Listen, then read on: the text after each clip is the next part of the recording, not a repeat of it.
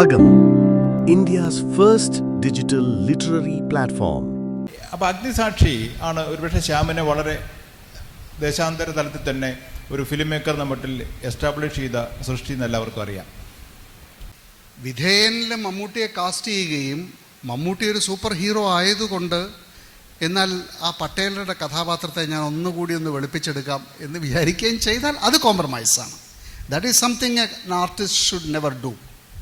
മറ്റെല്ലാ അർത്ഥത്തിലും ഇതിനകത്ത് പ്രേക്ഷകരെ കൊണ്ടുവരാവുന്ന ഘടകങ്ങൾ കണ്ടെത്തുക എന്നുള്ളത് ഒരു ഡയറക്ടറുടെ ഒരു വലിയ പ്രധാനപ്പെട്ട ഉത്തരവാദിത്വം തന്നെയാണെന്ന് എനിക്ക് തോന്നുന്നു. Sree Gokulam group of companies അവതരിപ്പിക്കുന്നു സിനിബസ്, a live chat show. Film മേക്കേഴ്സിന് വളരെ പ്രബലമായൊരു പ്രതലം നിർമ്മിച്ചു കൊടുക്കാൻ സാഹിത്യത്തിന് സാധിക്കുന്നുണ്ടെന്നുള്ള ഒരു പരിധിയോളം ഒരു ലിറ്റററി വർക്ക്, ഒരു ക്ലാസിക്ക് പലപ്പോഴും സിനിമയുടെ വളരെ പ്രധാനപ്പെട്ട ഒരു പ്രതലം നിർമ്മിക്കുന്നുണ്ട്. ശ്യാം ഒരു 80കളുടെ അവസാനം മുതൽ ടെലിവിഷനിൽ നിർമ്മിച്ച വളരെ പ്രസിദ്ധ മലയാളത്തിലെ ഏറ്റവും മികച്ച ടെലിഫിലിമുകളുടെ ഒരു ചരിത്രം നമുക്കറിയാം. പക്ഷേ ഈ സിനിമയിലേക്ക് വന്നപ്പോൾ ഇപ്പോൾ ശ്യാം പറഞ്ഞ ഒരു സൂചനയിൽ തുടങ്ങിയാൽ നമുക്ക് മനസ്സിലാക്കാവുന്ന ഒരു പ്രധാനപ്പെട്ട കല്ലുകൊണ്ടൊരു പെണ്ണ്, അഗ്നിസാക്ഷി, ഒരേ കടൽ, അകലെ നോക്കിയാൽ ശ്യാം കണ്ടെത്തിയ ശ്യാമിൻ്റെ ഏറ്റവും മൗലികതയുള്ള ഏറ്റവും ശ്രദ്ധേയങ്ങളായ മലയാള സിനിമകൾ നിർമ്മിക്കാൻ അദ്ദേഹം ഉപയോഗിച്ച പ്രതലം സ്ത്രീയുടെ ജീവിതമാണ്.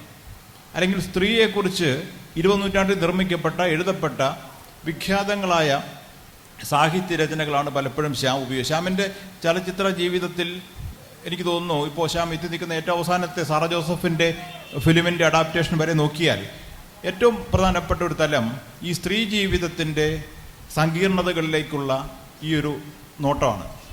എനിക്ക് തോന്നുന്നു ലിറ്റററി സാഹിത്യത്തിൽ നിന്നും തുടങ്ങി ശ്യാം സിനിമയിലൂടെ പറയാൻ ശ്രമിച്ച സ്ത്രീയുടെ ജീവിതം, അത് എങ്ങനെയാണ് ശ്യാം അതിനെ കണ്ടത്, എന്തുകൊണ്ടാണ് ശ്യാം ആവർത്തിച്ച് മലയാളത്തിലെ ഏറ്റവും പ്രധാനപ്പെട്ട ഏറ്റവും ശ്രദ്ധേയങ്ങളായ സ്ത്രീ സിനിമകൾ നിർമ്മിച്ചത് എന്ന് ശ്യാം ഒന്ന് വിശദീകരിക്കാമോ?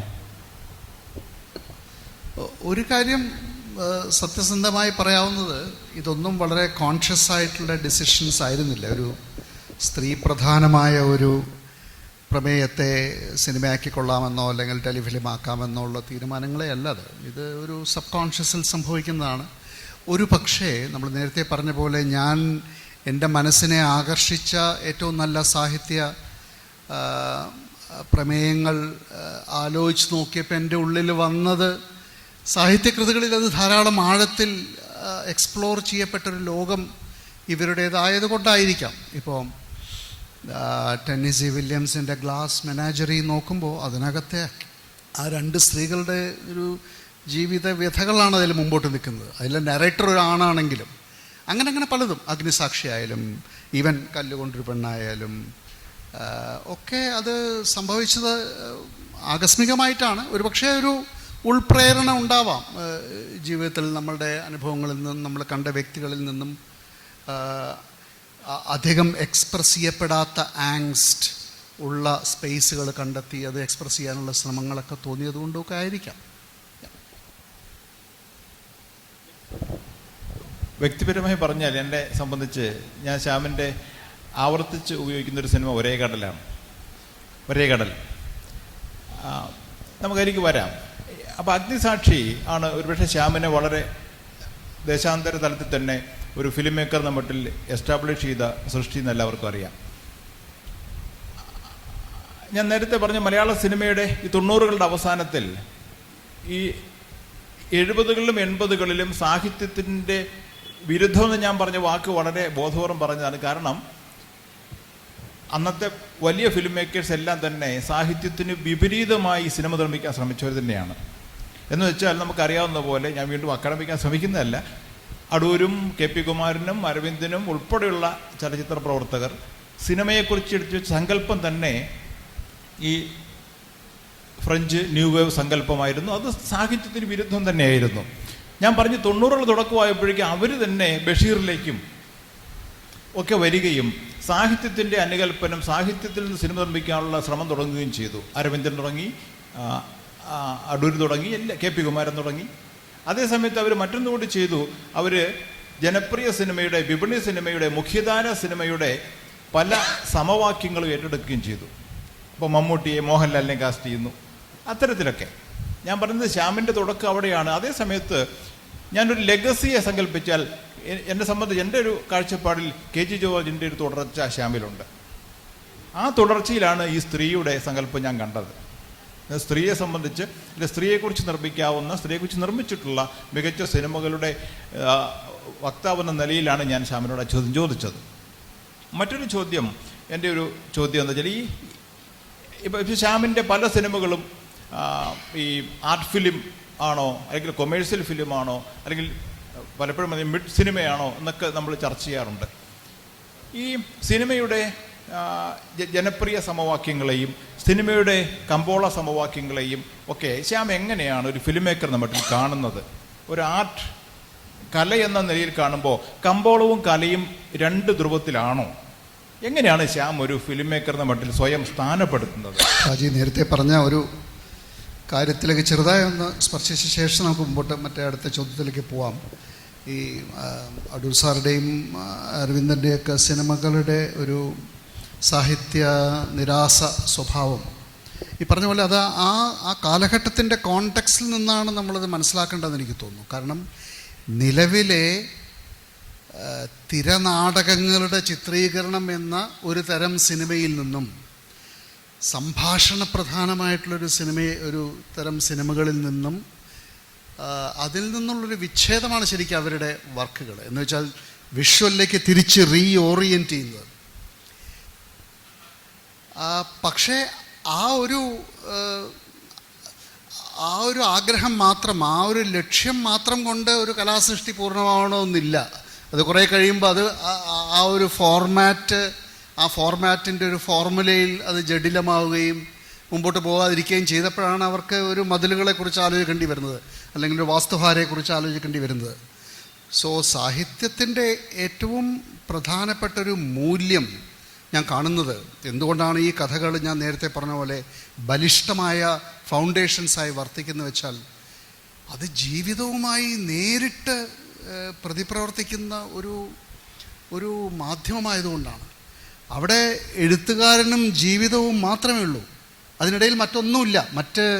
ഇതിനെ കളങ്കപ്പെടുത്തുന്ന വേറെ ഘടകങ്ങളൊന്നും കടന്നു വരുന്നില്ല.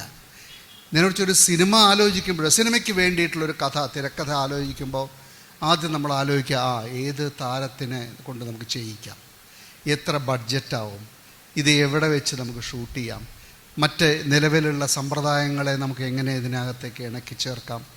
ഇത്തരത്തിലുള്ള പൊല്യൂഷൻസാണ് തുടക്കം മുതലേ നടക്കുന്നത്. ഞാൻ ആരെയും കുറ്റം പറയുമല്ല, ഞാൻ ചെയ്യുമ്പോൾ പോലും എനിക്ക് സംഭവിച്ചുകൊണ്ടിരിക്കുന്ന ഒരു സബ് കോൺഷ്യസിൽ നടക്കുന്ന ഒരു പ്രോസസ്സാണ് ഏതൊരു ഫിലിം മേക്കറുടെയും.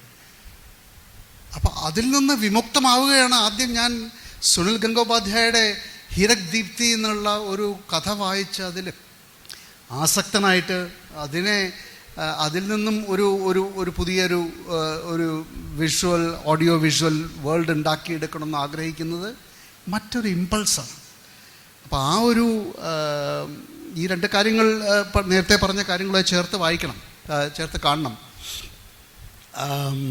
ഈയൊരു ചോദ്യം, ഇത് ആർട്ട് ആൻഡ് കമേഴ്ഷ്യൽ വേർതിരിവുകളെ പറ്റിയുള്ള ചോദ്യങ്ങൾ അങ്ങനെ എളുപ്പത്തിലൊന്നും ഉത്തരം പറയാൻ പറ്റുന്ന കാര്യങ്ങളല്ല.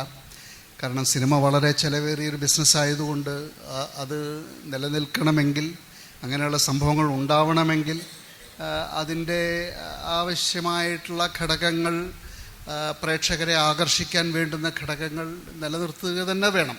ഇപ്പോൾ മതിലുകളിലോ അല്ലെങ്കിൽ വിധേയനിലോ മമ്മൂട്ടിയെ കാസ്റ്റ് ചെയ്തുകൊണ്ടോ, അല്ലെങ്കിൽ വാസ്തുഹാരയിൽ മോഹൻലാലിനെ കാസ്റ്റ് ചെയ്തുകൊണ്ടോ ഏതെങ്കിലും രീതിയിലുള്ളൊരു കോംപ്രമൈസുകൾ ആ സംവിധായകർ ചെയ്തു എന്ന് ഞാൻ വിശ്വസിക്കുന്നില്ല.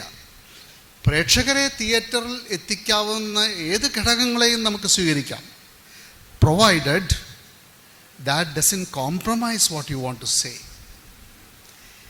വിധേയനിൽ മമ്മൂട്ടിയെ കാസ്റ്റ് ചെയ്യുകയും മമ്മൂട്ടി ഒരു സൂപ്പർ ഹീറോ ആയതുകൊണ്ട് എന്നാൽ ആ പട്ടേലരുടെ കഥാപാത്രത്തെ ഞാൻ ഒന്നുകൂടി ഒന്ന് വെളുപ്പിച്ചെടുക്കാം എന്ന് വിചാരിക്കുകയും ചെയ്താൽ അത് കോംപ്രമൈസാണ്. That is something an artist should never do.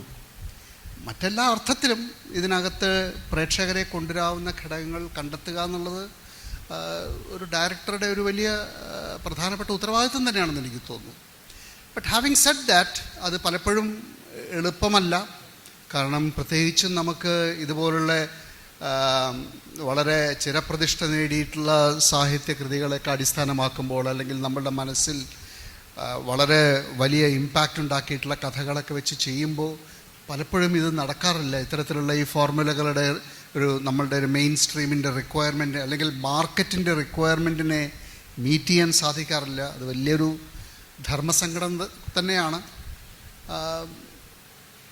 പിന്നെ നിലവിലുള്ള ഒരു രീതിയിലുള്ള സ്റ്റേറ്റിൻ്റെ മെഷീനറിയും ഇതിനെ സപ്പോർട്ട് ചെയ്യുന്നുമില്ല.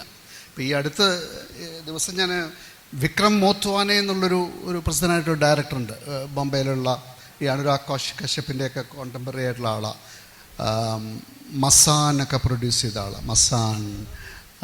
അതുപോലെ വളരെ ഇന്നോവേറ്റീവായിട്ടുള്ള. അപ്പോൾ അദ്ദേഹത്തിൻ്റെ ഒരു സ്റ്റേറ്റ്മെൻറ്റ്, ഇന്ന് പാരലൽ സിനിമ എന്നുള്ളത് ഇല്ലാതായിക്കൊണ്ടിരിക്കുന്നു. ഒരു ഫിലിം മേക്കർക്ക് ഇത്തരത്തിലുള്ള ഘടകങ്ങളെ സമർത്ഥമായി ഉപയോഗിച്ചു കൊണ്ടുള്ള സിനിമകൾ ഉണ്ടാക്കാം എന്നല്ലാതെ ഒരു ആഴമുള്ളൊരു കഥ, ലക്ഷ്യബോധമുള്ളൊരു കഥ, സോഷ്യലി റെലവൻ്റായൊരു കഥ, അതിൻ്റെ സത്യസന്ധതയോടുകൂടി സിനിമയാക്കാനുള്ള സാധ്യതകൾ വളരെ കുറഞ്ഞുകൊണ്ടിരിക്കുന്നു.